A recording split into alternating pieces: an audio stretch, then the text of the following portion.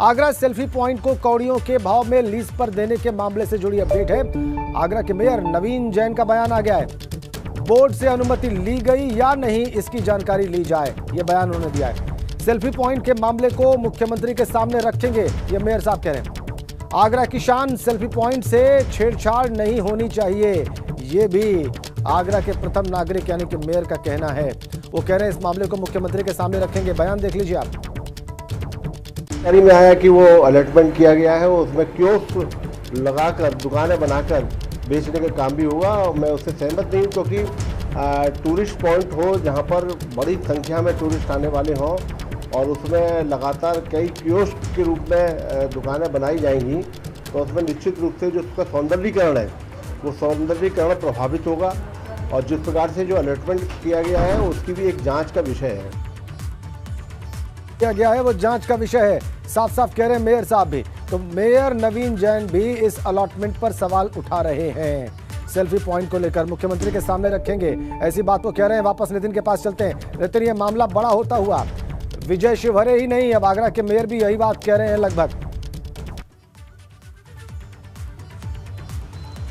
देखिए, बिल्कुल देखिए राजेंद्र, आपको ये समझना होगा, ये जो जमीन है बिल्कुल ताजमहल से लगती हुई जमीन है। करीब 1 किलोमीटर 1.5 किलोमीटर का फासला है, जहां कहा जाए आगरा सेल्फी पॉइंट, पूरा आगरा वहां पहुंचता है, सेल्फी लेता है। शाम को परिवार के साथ, दोस्तों के साथ लोग पहुंचते हैं। आगरा डेवलपमेंट अथॉरिटी ने उसको डेवलप किया है, लेकिन आगरा विकास प्राधिकरण के उपाध्यक्ष राजेंद्र पेंसिया ने कहा जाए अनैतिक तौर पर एक आगरा के एक बड़े व्यापारी को लाभ पहुंचाने का काम किया है। और अब जो एक्सिम केवलिया एक्सिम की तरफ से सफाई आई है, पूरन डाबर की तरफ से लिखित सफाई आई है, उनका कहना है कि हम इसको विकसित करना चाहते थे। कई सारे व्यावसायिक दृष्टिकोण से जुड़े हुए व्यापारियों की इस पर नजर थी। सवाल यह है कि वहां आप 2 लाख रुपए सालाना के हिसाब से अगर आप जमीन दे रहे हैं और जिसकी करीब 100 करोड़ की कीमत है, वो 2 लाख रुपए के हिसाब से आप जमीन दे रहे हैं, यानी 12-13 हजार रुपए की, जहां 10 बाई 10 का कहा जाए वॉशरूम के लिए भी इससे ज्यादा महंगी जमीन होगी, उसको मात्र 2 लाख रुपए में जमीन दे रहे हैं। दरअसल वहां उसको पूरी तरह से इंफोटेनमेंट का एक हब बनाने के लिए ये प्रयास था, जहां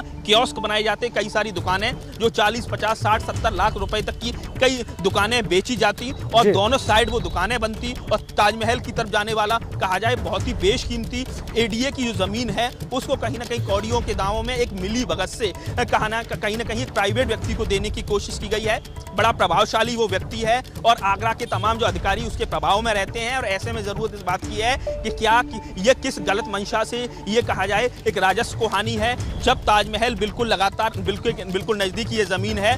तो और नाइट कल्चर, नाइट स्टे की बात हो रही है, तमाम तरह की कला संस्कृतियों को आगरा में विकसित करने की बात हो रही है, टूरिज्म को बढ़ाने के लिए तमाम बड़े प्रयास हो रहे हैं। और ऐसे में जिस जमीन का उपयोग एडीए या कहा जाए तमाम जो सरकारी संस्थाएं जिस जमीन का उपयोग कर सकती हैं, वो आखिर ऐसी क्या जरूरत है कि किसी निजी व्यक्ति को दी जा रही है, जहां वो कहा जाए वो थिएटर बनाने की उनका प्लानिंग था, दोनों साइडें दुकानें निकालने की प्लानिंग थी जो लाखों लाख रुपए में बेची जानी थी। तो ये बड़ा घोटाला है एडीए का, बड़ा जमीन कब दी गई, राजेंद्र पेंसिया ने, कब दी गई, ये जानकारी भी मिली है। ये जमीन लीज पे कब दी गई, कितनी जमीन है राजेंद्र पेंसिया, ये कितनी जमीन है, एरिया कितना है इसका नितिन, कब दी गई है लीज पर? देखिए करीब